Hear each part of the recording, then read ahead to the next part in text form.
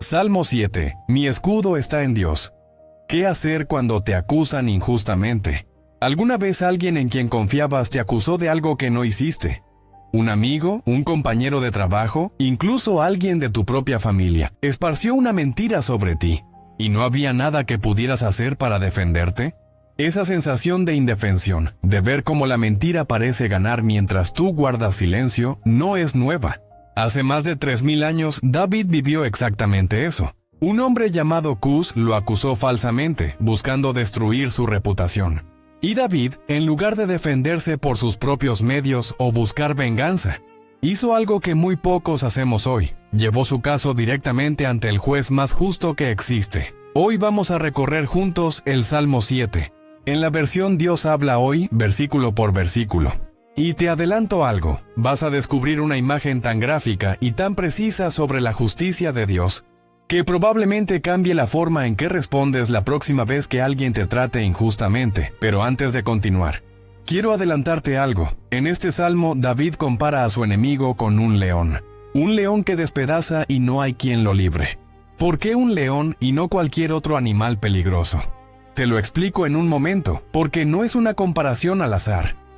El Salmo 7 tiene un título poco común. Se llama un sigayón de David, que cantó al Señor por lo que dijo Cus el benjaminita. Es decir, este salmo nace de una situación muy concreta. Alguien cercano a la casa de Saúl, un hombre llamado Cus, había levantado una acusación falsa contra David, probablemente buscando que Saúl lo persiguiera aún con más fuerza, y así empieza el salmo. Señor Dios mío, en ti busco protección. Sálvame de todos mis perseguidores. Líbrame, no sea que, como un león, me destroce, y no haya nadie que me libre. David no empieza defendiéndose ante la gente. Empieza refugiándose en Dios. Esa es la primera clave del Salmo. Cuando la mentira te rodea, el primer paso no es convencer a todos de tu inocencia. Es correr hacia el lugar seguro. Y aquí está la razón del león. En la cultura pastoril de Israel, el león no era una figura literaria lejana, era una amenaza real y constante. Un pastor como David sabía exactamente lo que un león podía hacerle a una oveja indefensa en segundos. Usar esa imagen no es exageración poética, es la descripción más honesta del peligro que sentía. Una acusación falsa, en ese contexto, podía costarle literalmente la vida. Aquí un dato interesante. En el antiguo Israel no existía un sistema judicial como el que conocemos hoy. Muchas veces la justicia dependía directamente de la voluntad del rey o de quienes tenían poder.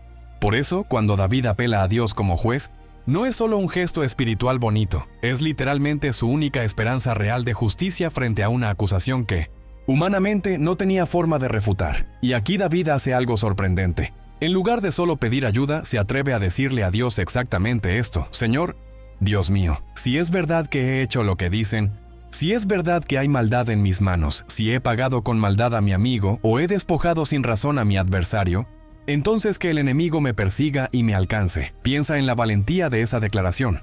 David está diciendo, si soy culpable, que se cumpla el castigo. No está pidiendo un trato especial, está pidiendo justicia real, sea cual sea el resultado. ¿Cuántas veces cuando alguien nos acusa injustamente, en el fondo tenemos miedo de que investigar demasiado a fondo revele algo que sí hicimos mal? David no tenía ese miedo, y eso nos lleva a la pregunta que sostiene todo el Salmo. ¿Qué pasa cuando realmente somos inocentes pero nadie nos cree? David entonces eleva su petición a otro nivel. Ya no le pide a Dios solo protección personal, le pide que actúe como juez de todas las naciones. Levántate, Señor, en tu ira. Despierta, Dios mío. Tú has ordenado el juicio. El Señor juzga a los pueblos. Hazme justicia, Señor, conforme a mi rectitud, conforme a la integridad que hay en mí. Y aquí aparece un dato que muchos pasan por alto. David dice que Dios examina mentes y corazones. 29. No solo mira lo que hicimos, mira por qué lo hicimos. Eso significa que la justicia de Dios no se basa en apariencias ni en rumores, se basa en la verdad completa, la que ni siquiera nosotros mismos alcanzamos a ver del todo en otros. Pero el Salmo no se queda solo en la defensa de David. También hay una advertencia seria para quien actúa con maldad. Dios es juez justo, un Dios que en todo tiempo amenaza al malvado. Si el malvado no se arrepiente, Dios afilará su espada, tensará su arco y lo preparará. Esto no es venganza personal de David. Es la afirmación de que la maldad, tarde o temprano, enfrenta consecuencias, no porque nosotros las provoquemos, sino porque Dios mismo sostiene la justicia del universo. Y aquí llegamos al punto donde David nos regala una de las imágenes más precisas de toda la Biblia, sobre cómo funciona la justicia de Dios. Escucha, el malvado concibe maldad, se preña de malicia y da a luz mentira. Cava una fosa y la ahonda, pero cae en la fosa que él mismo hizo. Su maldad se vuelve contra su cabeza. Su violencia cae sobre su propia coronilla. Detente un momento en esa secuencia. Concibe, se preña, da a luz. David describe la maldad como un proceso, casi como un embarazo invertido. Nadie se levanta un día y comete maldad de la nada. Primero se concibe en la mente, luego se gesta en el corazón, y finalmente nace como una acción, como una mentira, como una traición. Y luego viene la imagen central. El malvado cava una fosa, una trampa, para atrapar a otro, pero termina cayendo él mismo en ella. No porque David lo empuje, no porque alguien más intervenga directamente, sino porque la maldad, por su propia naturaleza, tiende a volverse contra quien la produce. Esto es lo que muchos llaman justicia poética. Pero en el Salmo no es poesía, es una ley espiritual real. No necesitas vengarte de quien te hace daño. Cava su propia fosa. Tarde o temprano, la mentira, el engaño y la traición terminan pesando sobre quien lo sostiene. Y este principio no se queda solo en el Salmo 7. Siglos después, el apóstol Pablo escribiría algo que suena casi como un eco directo de esta misma verdad: que cada uno cosecha exactamente lo que siembra. La fosa que David describe aquí es la misma imagen, solo que expresada de otra forma siglos más tarde.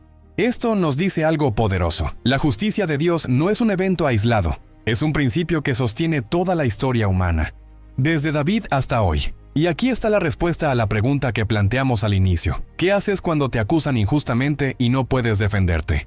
No necesitas cavar tu propia fosa de venganza. No necesitas convencer a todo el mundo de tu inocencia.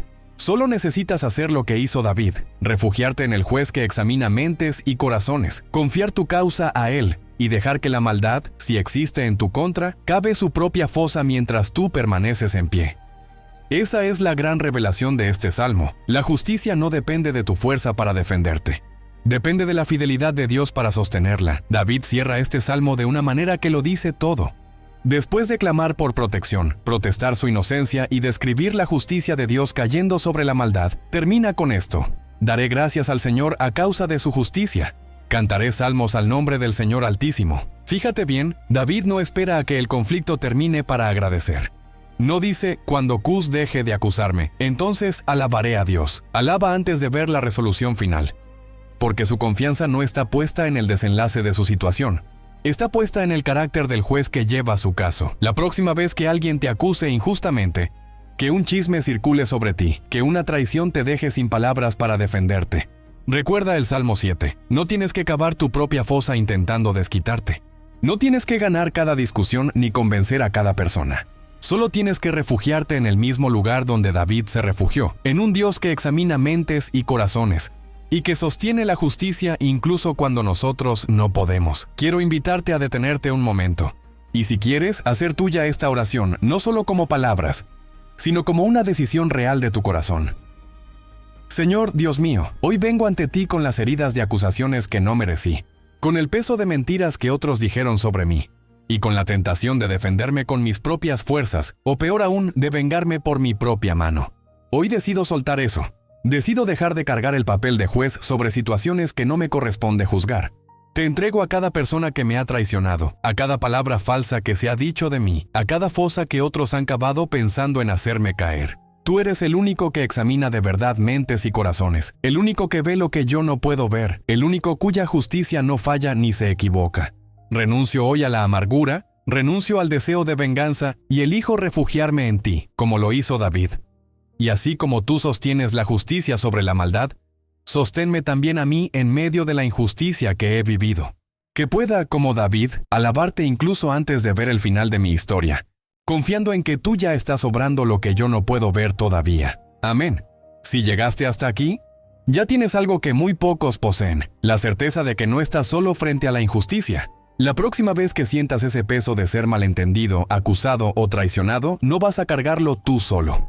Vas a recordar que hay un juez que ya lo está viendo todo, y que tu única tarea es permanecer en pie, confiando. Si este video te ayudó a ver la injusticia de una forma distinta, dale like. Y si quieres seguir descubriendo cómo los salmos responden a lo que estás viviendo hoy, tienes el siguiente video justo aquí en pantalla. No te lo pierdas.